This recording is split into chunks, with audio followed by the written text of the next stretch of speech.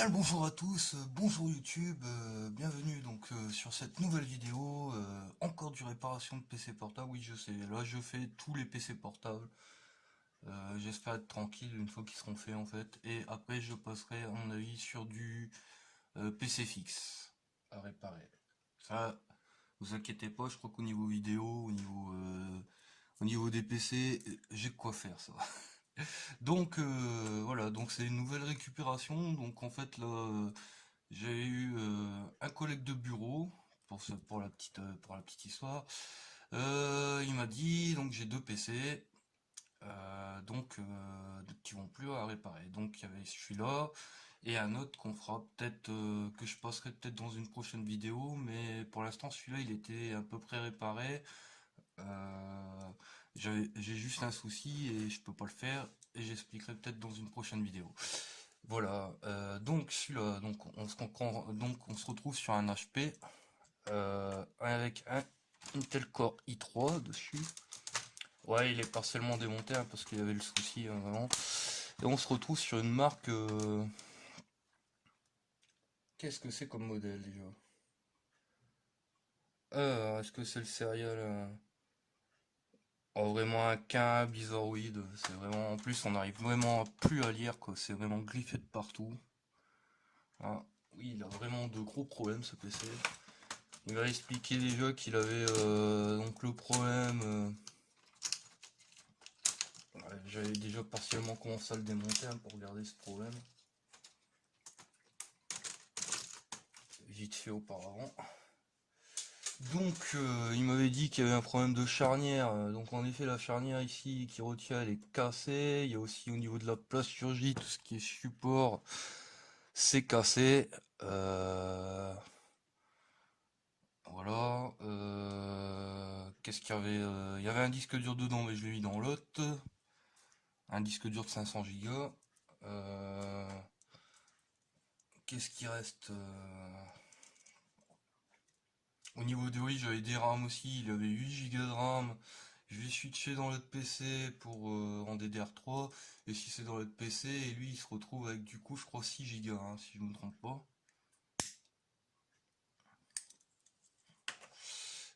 Donc voilà, donc il m'a dit donc tu refais, il m'avait dit tu refais donc avec les deux tu refais un PC, mais forcément bon, tu te retrouves sur un PC là, c'est un HP, l'autre c'est un Toshiba, donc bah forcément il y a quasiment aucune pièce, presque comment dire, presque aucune pièce qui fonctionne avec, mais bon.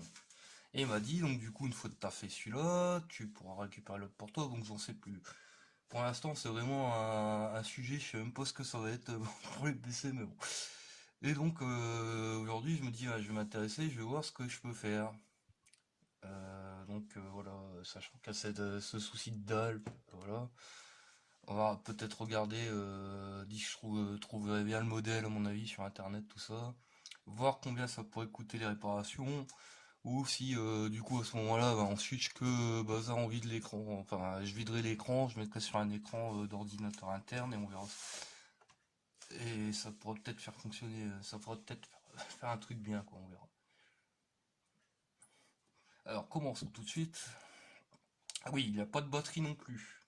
Il n'y avait pas de batterie sur celui-là, il n'y a pas le chargeur non plus. Donc du coup faut aussi trouver un chargeur. Donc là moi j'ai de la chance avec mes histoires de chargeur, j'ai de la chance d'avoir trouvé un quand même parce que ça c'est pas non plus du commun. Hein, la chance sur ma réparation de PC. Et du coup, oui, ça allume. Ça clignote avec le mage enfoncé. Ça veut dire qu'il y a un problème. Hein. Il y a les deux LED. Oh, parce que les LED en plus ils sont sur le côté là sur ces PC. Alors, il y a une LED ici qui s'allume et la LED du chargeur. Comme quoi il dit que c'est bon. Donc si ça clignote, généralement c'est un souci de RAM ou une connerie comme ça. Alors ouais, ah, comme je vous dis, j'avais commencé vraiment à le démonter.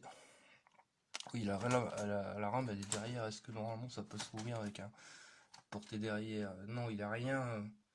Il a vraiment rien. Donc, je vais commencer quand même par enlever le secteur de. ce lecteur. Il n'y a vraiment rien du tout. Oui, on enlève le clavier. Hein, vraiment. Pour accéder à ça.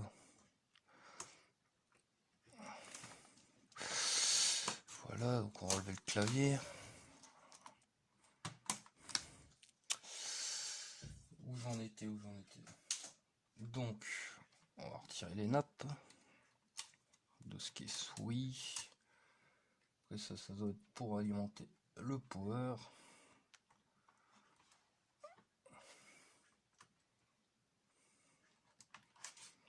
Oui, j'avais déjà pris des vis, j'avais déjà vraiment, ouais, j'ai déjà le démonter, hein, comme je disais, parce que comme du coup, j'ai dû changer ses rames.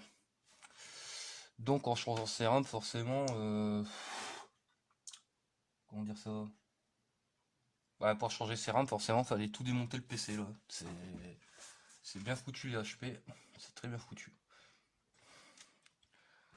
Est-ce que vous voyez, hop, on arrive à peu près ici, comme ça vous voyez à peu près quelque chose. Alors ça c'est le truc d'écran. Normalement j'ai pas besoin de le bouger. J'avais besoin quand même débrancher ce qui est enceinte. Voilà. Et voyons voir au niveau de les rames. Comme vous voyez. Ah, faut que je remonte le PC. L'écran. Pas le PC. Alors. Comment on avait dit, encore pire que ça en fait. Hein. En gros c'est une 1 Go et une 2 Go de RAM. 2 Go en PC3 et une 1 Go en PC3. Donc ce qui lui ferait 3 Go. Bon c'est pas grave, au pire j'ai une RAM de 2 Go, moi je serai normalement qui traîne au cas où. Si vraiment ça peine.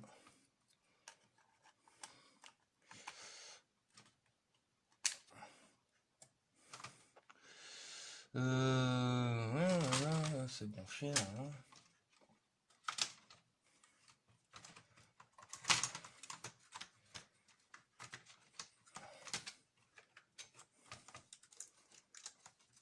Est-ce qu'on a besoin de ce... Pour l'instant, j'ai pas besoin, là, si je veux faire mes tests, moi j'ai pas besoin du port USB. Hein. J'ai rebranché juste qui est enceinte peut-être, allez vas-y.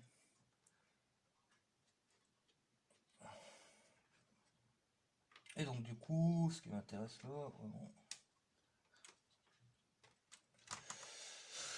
Alors, espérons que ça démarre maintenant. Donc on va essayer de brancher ce truc là de 1. Je disais, pour cette alimentation, on est obligé de remettre ces coques pour tester. Voilà. Et donc on rebranche ça.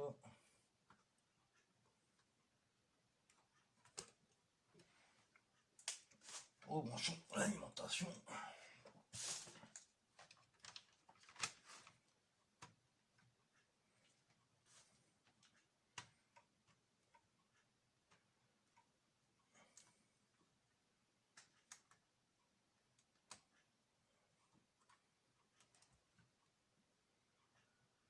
Alors là, ça se met en route.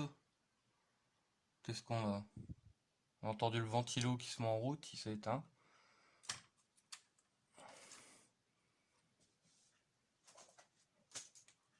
Et comme du coup, bah, j'ai pas mis le clavier, je sais pas si ça refait comme tout à l'heure en fait.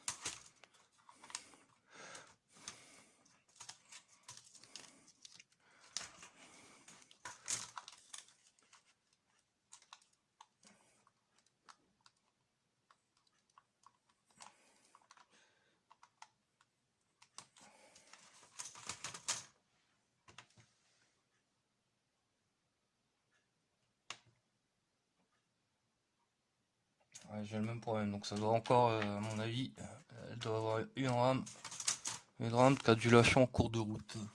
Donc on va tester, on va se tester RAM par RAM, je crois finalement.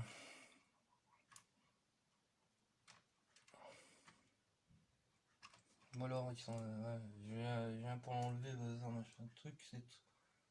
Et ça se referme. Voilà. Très bien. Alors comment se la faire? Finalement je vais le laisser brancher lui à force.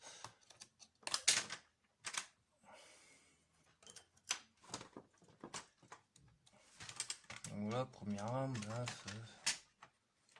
ces trucs de ventilateur. J'ai même pas vu au niveau du processeur. Et là-bas ça doit être encore un truc soudé qu'on peut pas changer. Ça sert même à rien de s'embêter là-dessus. Donc voilà, pas formé. Ah, c'est fatigant ça.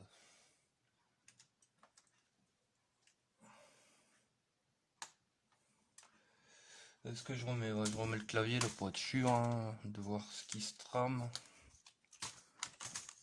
J'aurais pas pensé qu'au niveau de la RAM ça aurait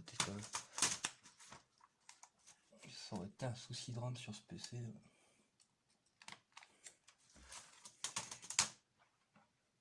On rebranche.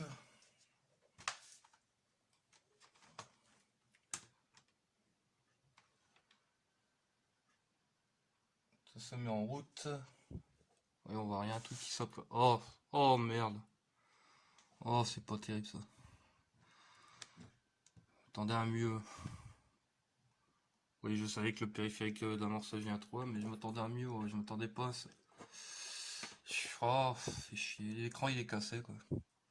Au niveau des lignes. Une belle lignée ici, belle lignée là.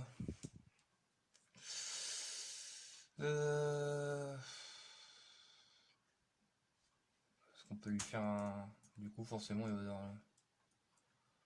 Ouais, tu peux faire le... Ça c'est pas non plus... On va essayer d'aller dans le BIOS quand même. Bon bah du coup j'ai une... Ouais, de toute manière en fait comme je disais il y a l'écran qui est... dead dans l'idée.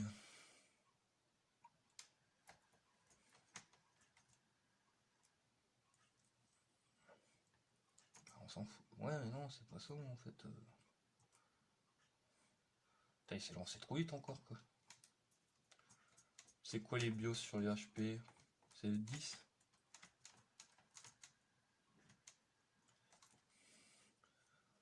Ah, et vraiment que sur le Donoti, quand t'es ce disque dur dedans, on peut même pas arriver sur le BIOS quoi.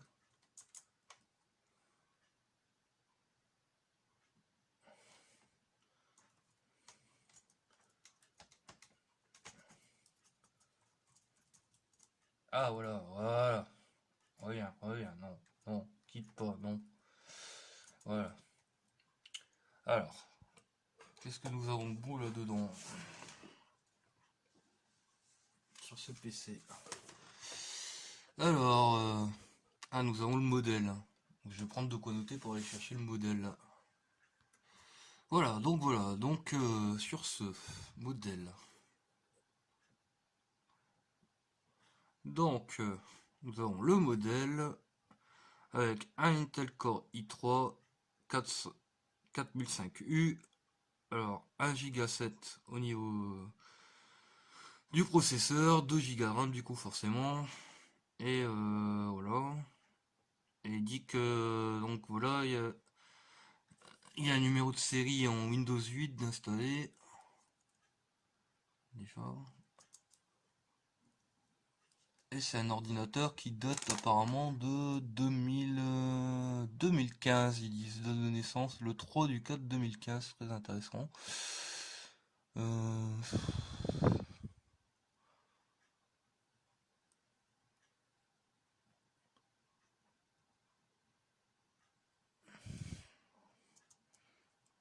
Ça c'est les tout amorçage, oui.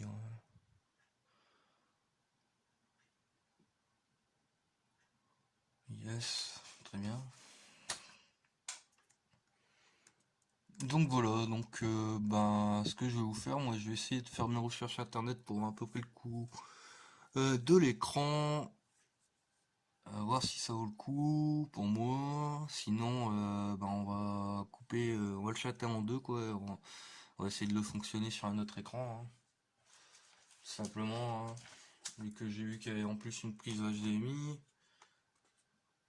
Pourquoi d'ailleurs, devrait tenter, tiens, il y a une prise. On va tenter si ça marche très bien là.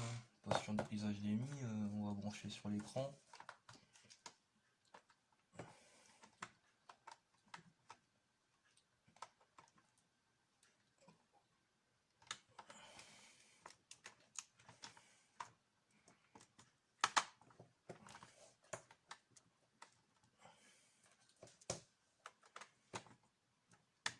Voilà.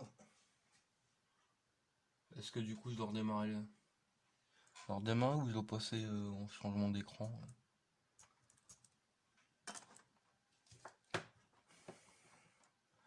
Essayer de redémarrer pour moi. Pourquoi il est passé sur... Qu'est-ce qu'il nous a fait? Ah non, ça va.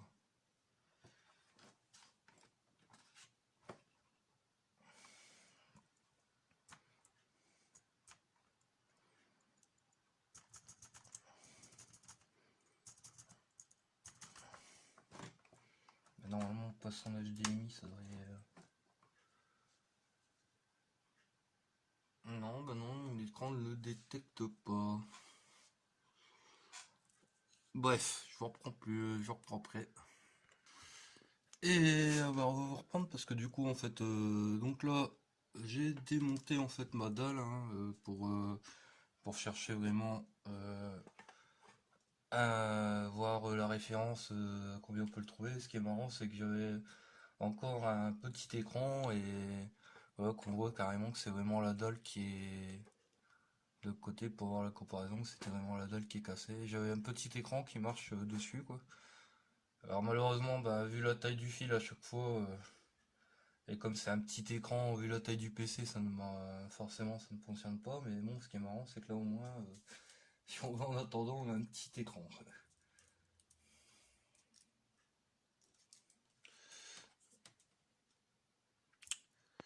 Alors voilà, donc on se retrouve donc après les recherches, hein, donc la dalle, j'ai regardé, il y en a à peu près pour 80 € pour la moins chère. Et en parlant des charnières, donc pour remplacer, donc moi je dirais j'en ai besoin d'une, mais ils vendent les deux. Déjà pour 20 €, donc ça fait plus d'une centaine d'euros, je pense, pour ce PC. Malheureusement, ça ne vaut pas le coup. À part vraiment d'avoir de la chance de trouver une dalle d'occasion ou quoi en attendant. Là, je pense vraiment que ça vaut pas le coup, quoi. Ok, qu'est-ce que nous allons pouvoir bien faire de ce PC finalement? Alors, conclusion donc sur ce PC, on va dire où en es-tu? Bah, j'en suis que, comme on disait, j'ai déjà expliqué que bon bah pour moi la réparation d'écran, soit vraiment que j'attends d'en trouver un même spécimen, que d'autres pannes et conserver. Pour l'instant, bah il va rester comme ça et voilà quoi, parce que même en branchant en HDMI avec le port là qui est là. Rien ne se passe, même en faisant donc avec la touche là sur le clavier avec la F4, là, le classique, là, rien ne se passe. Et donc sur ce, bah, moi je vous dis bah, à la prochaine hein, pour une prochaine vidéo.